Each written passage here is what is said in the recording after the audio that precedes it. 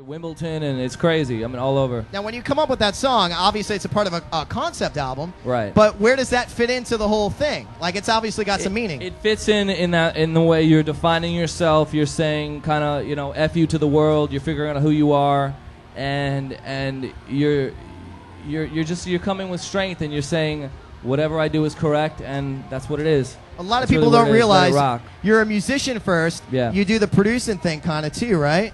I am a producer. You are a producer. I am. I've been doing a lot of records lately. I just did the new Good Cobra Starship record. Good yeah, Girls we're Go playing Bad. that new song, Good Girls Go Bad. Now, you wrote and produced that one, right? I produced it and I co-wrote it with the band. And also got a lot of stuff coming up with Lil Wayne coming out in his next album, Birdman. Okay. I'm working with everyone now, from Adam Lambert to the Backstreet Boys to... Backstreet Boy fan. There she goes. There you go. She is. You are in Central Florida. to Rick Ross, and I mean all across, all over the map. So it's every kind of genre you could imagine. Right. And now, how does that happen? Does your phone just ring and it's like, "Yo, what's up? It's Howie. Actually, Backstreet Boys here." The thing about that was actually I was in LA about 2 days ago. I was working with Allison, who was, what did she come in, 3rd or 4th in American Idol? Sure. She likes her too.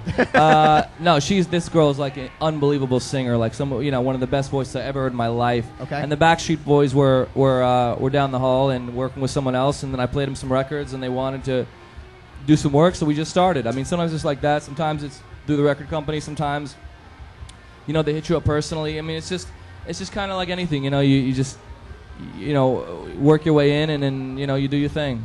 Now, one of the things you're known for is obviously working with a lot of big artists. Right. I mean, you've got your album out there. It's doing its thing. It's topping charts. Killing it. However, you've also worked with some real notorious heads like Justin Timberlake. You play guitar on Timberlake stuff. She likes him too. And you work with Timbaland. Now, Timbaland's like a way laid back dude. He's a genius inside, but when you talk to him, there's very minimal that comes out of his mouth. Yeah, it depends on how you catch him. I mean, with Tim, you never know. So, but he is brilliant, and I got a chance to work with him and Nelly Furtado and Justin Timberlake. All really through Timbaland playing guitar on those records. But I would absorb what was going on and incorporate then take it home, right? And take it home into my music. So, I learned by watching him, really. Now, did I read this right? You started with guitar at age 12 or something like that? Yeah. Now, picture this. Now, say we take you rewind through the DeLorean, the time machine, the whole thing, and we take you back, but you're 12 now, and there's Guitar Hero and Rock Band. Would you still pick up a regular guitar? I hope so. I hope I would. I would probably, honestly, get into producing earlier than I would just playing guitar. Because I think, it's a lot easier for kids these days to get their hands on a computer and a simple program where they can start making music right away. Learning an actual instrument takes a long time. Absolutely. Perfecting a craft, you can't. If you pick up a guitar, you won't even be able to play for a year. Yeah. It takes a long time. So it's not just red, blue, yellow. Yeah, it's not just red, blue, and yellow. No, it's not just click on that and then there's a cool sound and I'll put that in and then we have a song. Sure. It's a craft. So you love, first and foremost, let me just make sure I get this right. You're a musician first, producer second, or is it vice versa? They go hand in hand, but I'm a musician first. A guitar player first, then a producer and songwriter. Now, there's a lot of people who do different rituals for songwriting and stuff. Right.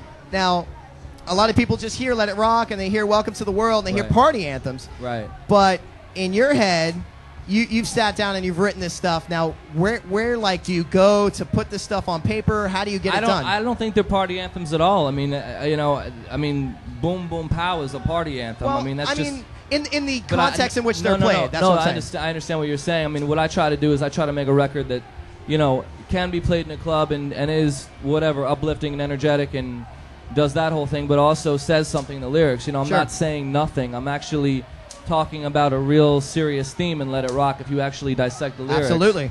So, what I feel like I can contribute is bring something of substance to the radio, to, other than just shake your ass and whatever, boom, boom, pow. I try to bring something that gives you the same energy and the same feeling, but actually says something. Meaning. Yeah.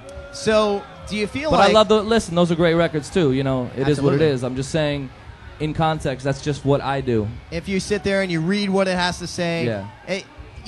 I've realized that when you look at lyrics and you don't listen to the song at all, Yeah. it tells a story, for sure. It does. So, what's next? I mean, honestly, we've talked about all these great artists that you're working with. Is there anybody who you want to work with that you haven't been approached by, or maybe that you kind of want to target towards? I mean, I got a lot of exciting people coming up even in the next few weeks that Sure. I'm working with. However, Like maybe your dream combo. I have not yet been approached by Sade. Really? That's a different one. No, that would be my dream. Jay-Z would be a dream. I like classic great artists, and that's who I lean toward. It's not just doing records to get on the radio. I want to do something that has, a kind of its own a life of its own and last forever. So that's my goal. He's a true musician, if I could say the word. They pay me to speak for a living. Unbelievable. Right. He's a producer. You're going to hear him all over the planet. Kevin Rudolf at our Red Hot and Boom 2009. You're going to stick around for the fireworks, my friend? That's what's up. Live on XL 106.7. More of the Weekend Rollout coming up, and the fireworks soon. All right. Thank you, man.